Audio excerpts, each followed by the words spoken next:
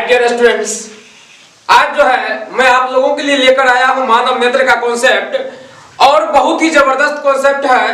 एक बार आप इसे देख लेंगे, शुरू से अंत तक पूरा वीडियो देखेंगे तो कभी जिंदगी में नहीं भूलिएगा। अगर हमारे चैनल पर आप नए हैं तो चैनल को सब्सक्राइब करें और वीडियो अच्छी लगे तो इसे लाइक भी जरूर कीजिएगा। चलिए, आज का जो टॉपिक है मेरा वो है मानव नेत्र। अब मानव नेत्र समझिए कि जिंदगी में हमारे नेत्र का बहुत बड़ा ये काम है। अगर कहा गया है कि आपके पास अगर आंख नहीं है, अगर आप अंधे हैं तो जिंदगी में आपके लिए नरक है। तो नेत्र का जो हम लोग के पास आज कॉन्सेप्ट है वो आपको मैं बताने जा रहा हूं कि मानव नेत्र, यह तो आप समझिए कि ये एक प्राकृतिक अंतर है जिससे कि हम ये दुनिया का आनंद लेते हैं, दुनिया की सारी चीजों को देखते हैं। तो हमारे नेत्र में क्या क्या ऐसी रचनाएं हैं और उसका क्या क्या वर्क है उसके बारे में हम जानते हैं। सबसे पहला हम बात करते ये है नेत्र लेंस। नेत्र में भी एक लेंस होता है, ये बिल्कुल कैमरा के जैसे काम करता है। नेत्र लेंस का काम है किसी भी वस्तु को देखना। अब देखने के लिए नेत्र में जो लेंस है तो कहेगा, यहाँ पे क्वेश्चन क्रिएट होता है कि नेत्र में कौन सा लेंस पाया जाता है। तो आपको याद रखना है कि नेत्र में जो लेंस पाया जाता है उत्तल लेंस। अब उत्तल ये लेंस के बारे में जानने से पहले एक चीज और देखिए, यह है कॉर्निया। आपका एक चीज है हमारे नेत्र में जो महत्वपूर्ण चीज है वो कॉर्निया। अब कॉर्निया क्या होता है? ये नेत्र का सबसे बाहरी परत होता है। ये काला रंग का जो परत है, उजला रंग के बीच में गोलाकार जो काला परत है, ये है कॉर्निया। अब कॉर्निया से क्या होता है? कोई भी व्यक्ति, जैसे ब्लड डोनेशन होता है, ब्लड रक्तदान होता है, उसी तरीके से नेत्रदान भी होता है। कोई भी व्यक्ति नेत्रदान अगर करना चाहता है तो उसका जो है कॉर्निया ही दान किया जाता है। अब मृत्यु के यहाँ पे कॉर्निया से रिलेटेड क्वेश्चन आपको पूछा जाता है कि नेत्रदान में कौन सी चीज, नेत्र का कौन सा भाग दान किया जाता है, तो कॉर्निया दान किया जाता है। उसके बाद ये भी क्वेश्चन इससे पूछा जा सकता है कि मरने के कितने घंटे बाद तक नेत्रदान किया जा सकता है। तो आपको याद रखना कि ये 4 से 6 घंटे तक कॉर्निया जो है मेरा जीवित रहता है, सक्रिय रहता है, इसको दान किया जा सकता है। फिर इससे देखिए, फिर ये जलीय द्रव, कॉर्निया के ठीक नीचे जो मेरा पॉइंट बन रहा है वो जलीय द्रव। तो याद रखिए कॉर्निया और ये नेत्र लेंस के बीच में एक पदार्थ होता है, जलीय पदार्थ होता है जिसको हम जलीय द्रव कहते हैं। यानी कि द्रव, ये जो पदार्थ है इसके बीच में, कॉर्निया और नेत्र लेंस के बीच में, इसमें जो पदार्थ है उसको जलीय द्रव कहते हैं। अब है उसके ठीक नीचे आइरिस। आइरिस का बहुत बड़ा काम है हमारे नेत्र में। अब कोई भी चीज काला है या लाल है या उजला है, इसका रंग का जो पहचान करता है नेत्र का ये आइरिस ही है कि जो कलर का मतलब पहचान करता है, रंग को पहचानता है। तो रंग का जो महसूस करता है कौन करता है? आइरिस करता है। आइरिस जो है ये समझिए कि नेत्र में प्रकाश का भी नियंत्रण करता है। कैसे करता है इसके बाद हम जरूर आएंगे। तो फिर है मेरा कोरायड। कोरायड देखिए क्या होता है। कोरायड ये सेकेंड वाला, हमारे नेत्र में मुख्य रूप से 3 परत होते हैं। सबसे बाहरी परत है श्वेत पटल। आप देखे होंगे ये बाहरी परत उजला है और ये मजबूत होता है, इसीलिए इसे दृढ़ पटल भी कहते हैं। दृढ़ मतलब होता है मजबूत।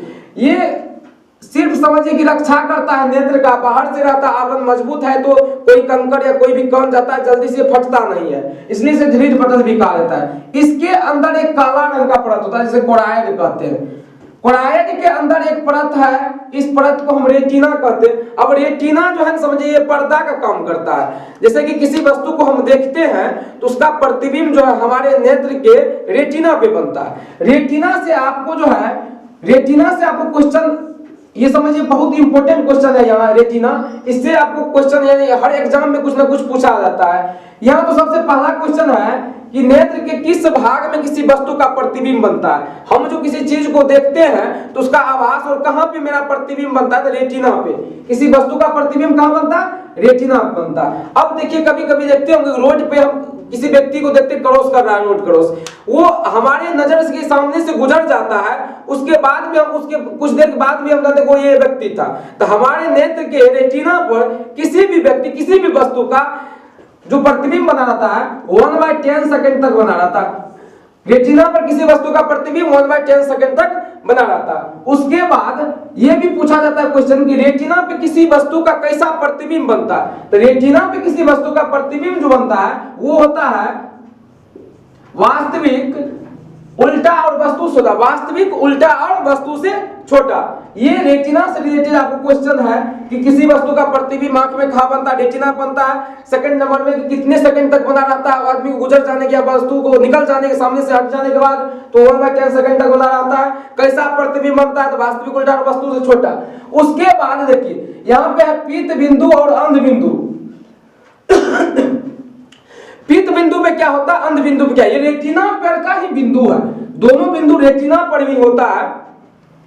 जब पीत बिंदु के पास, पीत बिंदु पर किसी वस्तु का प्रतिबिंब बनता है तो बहुत स्पष्ट होता है, यानी कि उसको हम क्लियर देख सकते हैं। जब अंध बिंदु पर कोई वस्तु का प्रतिबिंब बनता है तो क्लियर नहीं बनता, वो धुंधला होता है, उसे हम क्लियर नहीं देख सकते हैं। ये नाम से भी स्पष्ट, अंध है तो अंधेरा सा दिखाई देगा, और अंधेरा इसका उल्टा तो हो जाएगा पीत बिंदु। पीत बिंदु पे तो डायरेक्ट है कि क्लियर से बात है, जब यहाँ पे धुंधला दिखाई दे रहा तो वह क्लियर दिखाई देगा। अब इसके बाद है कचाव द्रव, यानी कि ये सारा नेत्र लेंस और रेटिना के बीच में एक पदार्थ बना रहता है जिसे हम कचाव द्रव कहते हैं। तो नेत्र लेंस में फिर अगला पॉइंट जो है मेरा सिलियरी मांसपेशियां। ये सिलियरी मांसपेशियां क्या होता है, रबड़ की तरह लचकदार होता है जो लेंस को घूमने में मदद करता है। कि मतलब कैसे जब हम कभी ऊपर देखते हैं तो मेरा आंख ऊपर घूमता है, नीचे देखते तो घूमता है। ये इंपॉर्टेंट सारी बातें था। उसके बाद एक और बात है कोरायड।